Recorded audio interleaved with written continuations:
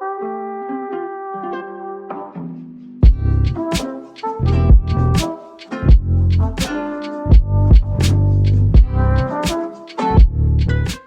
guys, welcome back to my channel. First of all, oh my gosh, I have a lot of new subscribers here and I am so just so shocked. I'm very grateful. I just want to say thank you guys. I uploaded a hair video and I did not think that so many people would watch it and have the same hair story as me. If you're new here, my name is Hang or Hang.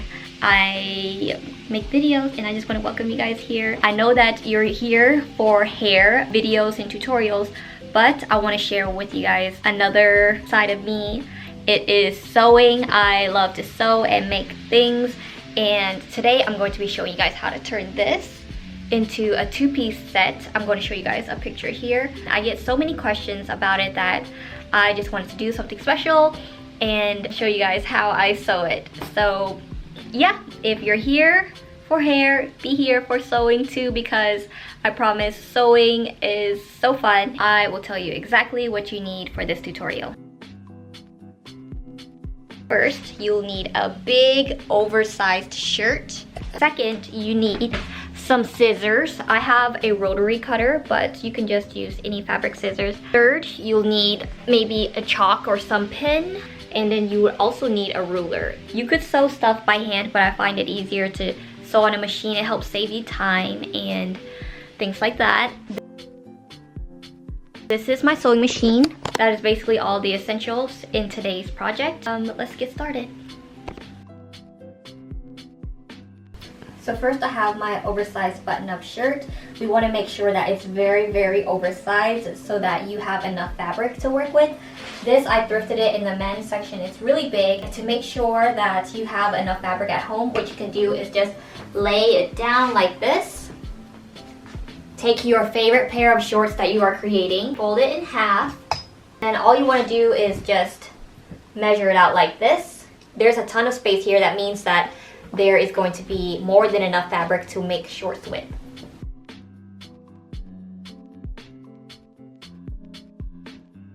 I'm going to put on my button-up shirt and measure out where I want to crop it. So I kind of want mine to be right here, and so I'm going to just go ahead and mark it right here with chalk. You could do that with a pencil, pen, or whatever you have. I think this is a good spot for me. Next, you see we have this pocket right here. We're going to remove that pocket with one of the seam ripper.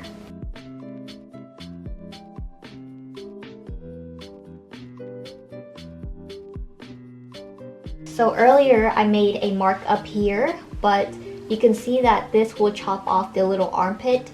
So I am going to move down just a little bit right here so that there is seam allowance and we won't have to deal with the armpit area. I have my ruler and I'm going to use this line as a guide on where to cut. Make sure to tuck your fingers in. I've sliced my fingers with this before, so you can use regular scissors or a rotary cutter. Slice it off and then move this towards here.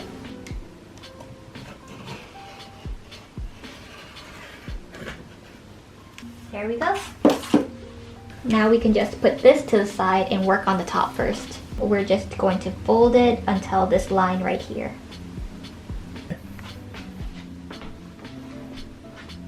So now that I have this here, I'm going to go ahead and press it down with an iron so that we can have a nice crisp edge when we sew. I'm going to do the other side. I'm ironing on top of a sweater because I don't have one of those actual ironing boards.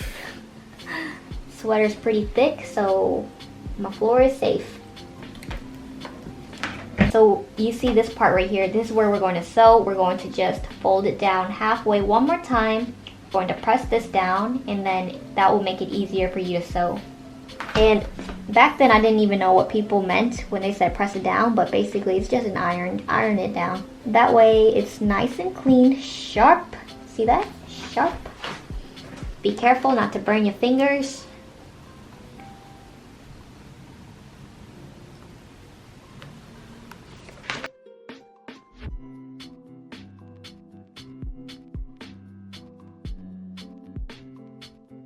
I'm going to do a regular straight stitch, and the length is about 1 and somewhere between here. I'm going to do a top stitch because it looks better, and I want to be careful of the buttons, so I'm just going to go ahead in here and put it like this.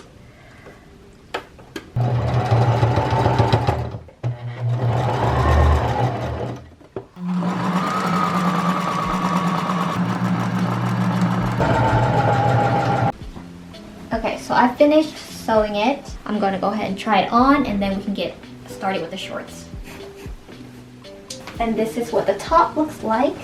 Very nice. The back, I might like stitch it in so it can be like this. What do you think? Yeah, probably. Alright, since the back is kind of poking out a little bit, I want to bring it in. I'm going to fold this in half, find the middle point, and kind of create a triangle. This full thing right here is 14 inches, so I'm going to go ahead and mark 7 right here. And I'm going to do the same thing on the other side right here. And now we're going to basically draw a triangle here. I want the line to go all the way up here, so I'm going to go ahead and mark this. It depends how much you want to take it in. For me, I think I want to take it in about 2 inches on each side. So I'm going to draw a triangle all the way down to here. So right here and right here.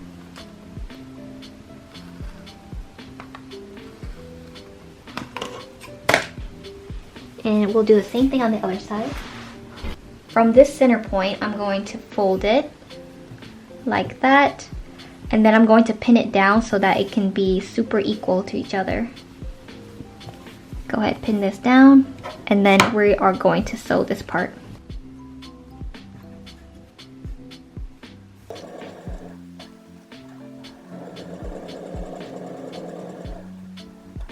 Okay, and this is the final look. After we put the triangles in here, it kind of like pulled back the extra fabric that was sticking out. Next, we are going to make some shorts. Make sure your fabric is on the ground and smoothened out so you know exactly how much fabric you have. Take some shorts that you like and place it on top of the fabric. You're going to try to copy that pattern. I usually place it on the edge and bottom of the shirt. This way it makes it look more professional and it's less work for you later. When I trace that pattern, I'm also leaving ½ an inch for seam allowance. I'm also freestyling the top of the shorts a bit because I want it to be more high-waisted. After you're done drawing a pattern, cut it out and do the exact same thing on the other side. Flip it over and then literally copy the exact same thing.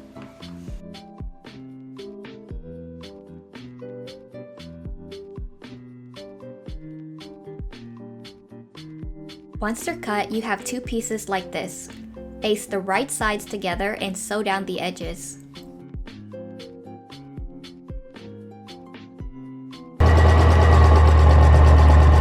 You've sewed the sides. Now we're going to take the middle and go like that. And we're going to sew it right down the bottom right here. Match it up, sew it right here. I'm going to get a pin to make sure that you have the middle sides of each matching, or else your crotch part is going to be very lopsided and feel very uncomfortable. I'm going to match the edges. Ouch! I matched the edges together. And break myself? Yeah, and do not break yourself at home, please. It hurts. That's not part of the tutorial. One thing that you could do is flip it inside out. Make sure everything matches before you start sewing. Like, you see, they're kind of matching, so I'm guessing once they're done, they'll match like that. And that matches. And that matches. Alright, now I'm going to sew this part.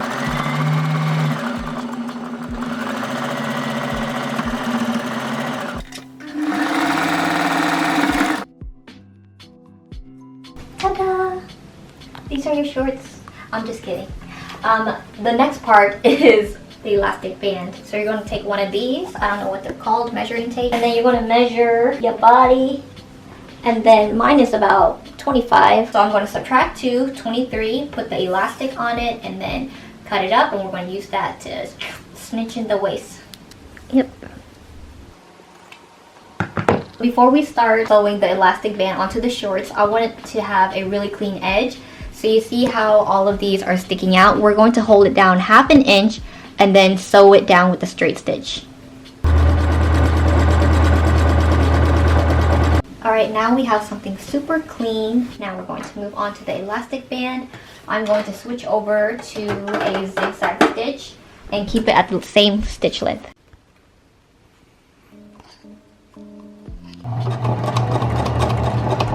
I put a zigzag stitch on the waistband, and what we're going to do next is take some pins in the sides down. Have it like this. We're going to line this up and put it in here.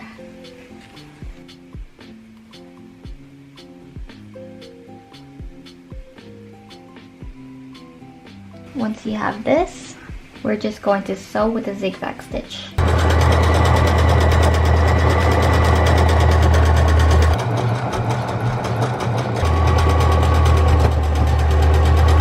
You see that nice ruffle there? It would have been better if I sewed it closer to here, but that's fine. You have something like this. You can keep it like this if you'd like, but I usually like to make it a little bit cleaner and fold it down a couple of times.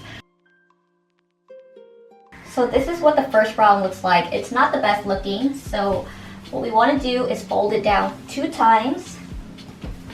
See if you like that, or you could even do a third one like this. I'm just going to sew it down right at the edge right here.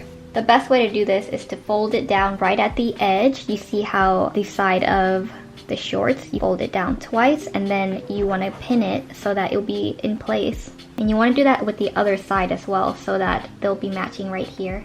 You could also do it for the middle.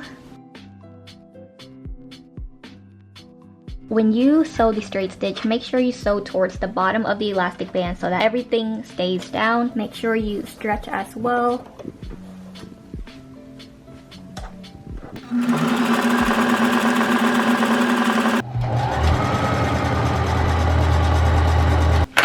Once you're done, it will look something like this. Wow!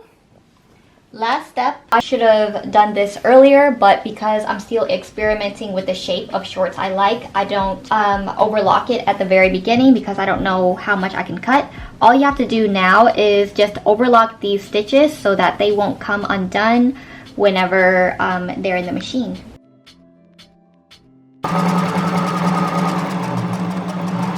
After you have the overlock stitch, it kind of just makes sure that it doesn't fray anymore. It would be best if you had a serger, or if we did this before putting together these shorts.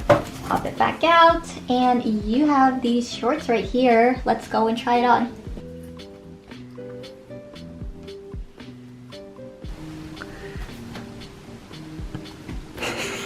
There you go, guys. This is how I make my 2-piece sets at home from an oversized button-up shirt.